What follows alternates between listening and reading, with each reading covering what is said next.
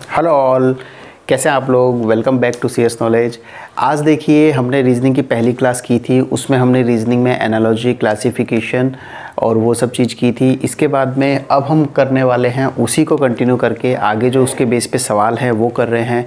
अब देखिए, मैं आपको बता देता हूँ इसमें क्या होता है कि रीजनिंग के अंदर अपना लगता है कॉमन सेंस, मैथ के अंदर रूल्स ज़्यादा फॉलो होते हैं, और अगर हम जीके वगैरह कुछ पढ़ रहे हैं, राजस्थान जीके या नेशनल जीके कुछ भी कर रहे हैं, तो उसमें हमको उसको मेमोराइज करना पड़ता है, याद करना पड़ता है। ठीक है, तो यहाँ पे हमारा ज़्यादातर जो यूज़ होगा, हमारा जो पार्ट यूज़ होगा यहाँ पे इस टाइप के क्वेश्चंस में, ये कॉमन सेंस यूज़ होता है। इसीलिए इसको जो बोला जाता है, इस टाइप के क्वेश्चंस होते हैं जैसे अल्फ़ाबेटिकल टेस्ट है, एनालॉजिकल है, ठीक है, और ब्लड रिलेशन टेस्ट है, डायरेक्शन टेस्ट है, ये कॉमन सेंस के क्वेश्चन होते हैं। तो रीजनिंग के अंदर जो इनका क्लैरिफिकेशन, जो क्लासिफिकेशन किया गया है, वो भी कॉमन सेंस वाले पार्ट में ही किया गया है। रीजनिंग भी कई प्रकार की होती है, वर्बल रीजनिंग होती है, नॉन वर्बल रीजनिंग होती है। तो इसके अंदर ये जो पार्ट हमारा आ रहा है, ये वर्बल रीजनिंग में आ रहा है। नॉन वर्बल के अंदर आपकी जो फिगर वाली जो होती है, जिसके अंदर आपको अगली आकृति बतानी होती है, नेक्स्ट आकृति आपसे पूछी होती है, उस टाइप के क्वेश्चन होते हैं।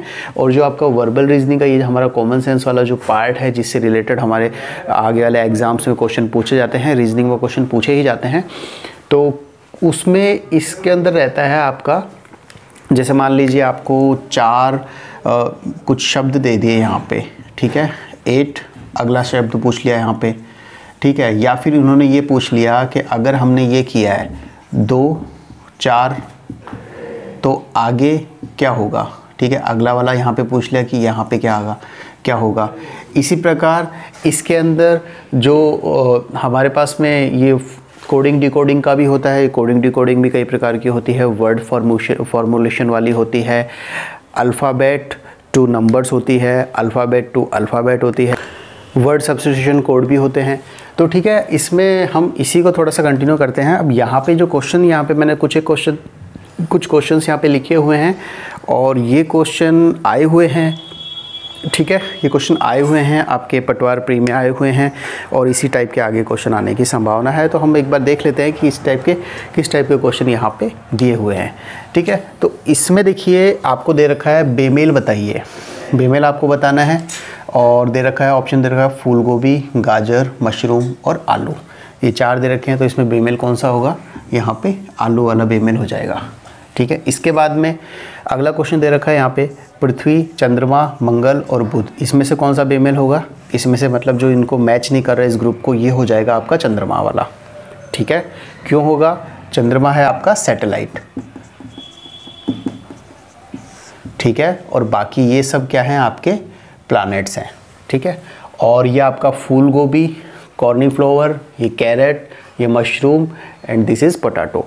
तो इसमें पोटैटो अलग हो जाएगा, ये ज़मीन के, ये कंद बोला जाता है इसको।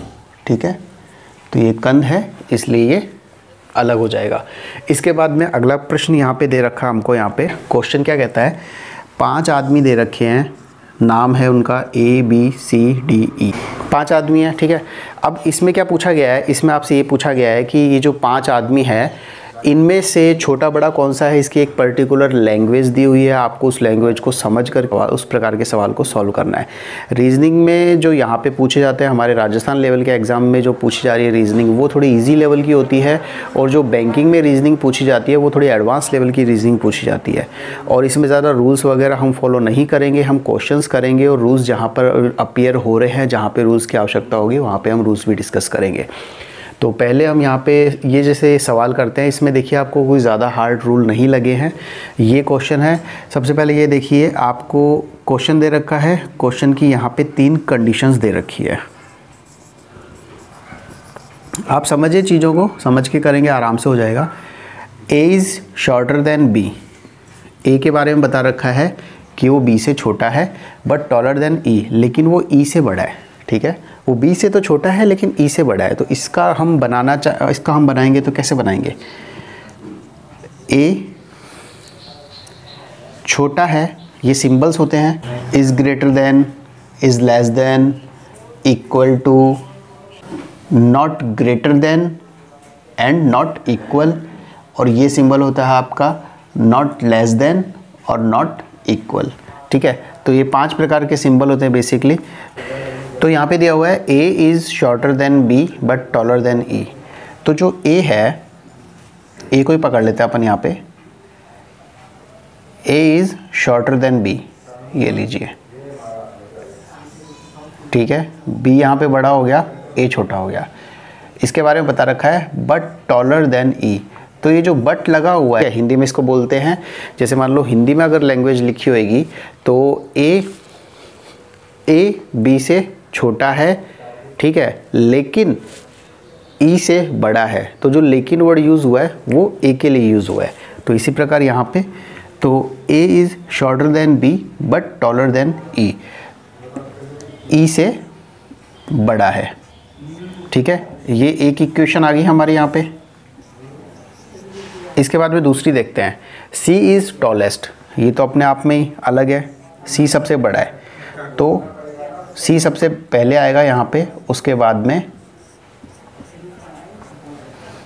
इसका क्रम डिसाइड हो गया और इन तीनों का क्रम अभी डिसाइड नहीं हुआ। उसके बाद में थर्ड लाइन दे रखी है हमको, D is shorter than B। ये जो D है ये B से छोटा है, तो B यहाँ पे कहीं प्लेस होगा। ये जो D है ये यहाँ पे कहीं प्लेस होगा B से नीचे की तरफ, ठीक है, शॉर्टर हो जाएगा। But taller than E, taller than A, but taller than A, तो A से बड़ा होगा, तो जो D का स्थान होगा वो B और A के बीच में आ जाएगा। तो अगर हम यहाँ पर D लिख देते हैं और यहाँ पर B लिख देते हैं तो हमारी ये जो इक्वेशन है ये सेटिस्फाई हो जाएगी। चेक कर लेते हैं, A is shorter than B, A B से छोटा है, बिल्कुल है। But taller than E, E से बड़ा है, ठीक है। उसके बाद में C is the tallest, C tallest है, नंबर 1 पे आ गया। इसके बाद में D is shorter than B, D है वो B से छोटा है, बिल्कुल है। बट टॉलर देन A से बड़ा है, ये भी ठीक है। तो इस प्रकार हमारी सारी कंडीशन यहाँ पे सही हो गई है। तो इसके बेस पे ये हमारी इक्वेशन बन गई है। इसके बेस पे क्वेश्चंस दिए हुए हैं यहाँ पे, हु इज़ द शॉर्टेस्ट, सबसे छोटा कौन है, हम बता सकते हैं यहाँ पे हमारे पास में सबसे छोटा E है। हु इज़ सेकेंड टॉलेस्ट, लंबाई में दूसरे स्थान पे कौन सा है, तो ये B हो जाएगा। तो यहाँ पे ये हमारा इसका आंसर यहाँ पे B आ जाएगा। एग्जैक्ट मिडल पोजीशन पूछिए यहाँ पे कौन सा ऐसा है जो कि बिल्कुल बीचों बीच है, तो वो हो जाएगा हमारा यहाँ पे D, ठीक है। तो इस टाइप के क्वेश्चन हैं, ऐसे करने हैं और इस प्रकार हो जाएगा। समझने के बाद में ये क्वेश्चन देखते ही हो जाएंगे, शायद मुश्किल से 20-25 सेकंड लगेंगे इसमें, तो हो जाएगा ये सवाल, ठीक है। तो आपका टाइम भी बचेगा, तरीका आपने ठीक से देख लिया है तो आपका टाइम भी बचेगा और आपके क्वेश्चन भी हो जाएंगे। हैं आगे हम रीजनिंग की जो आगे वाली क्लासेस है उसमें थोड़ा सा और हम आगे के रीजनिंग के टॉपिक्स करेंगे, ठीक है। चलिए मिलते हैं अगली क्लास में। Okay, thank you.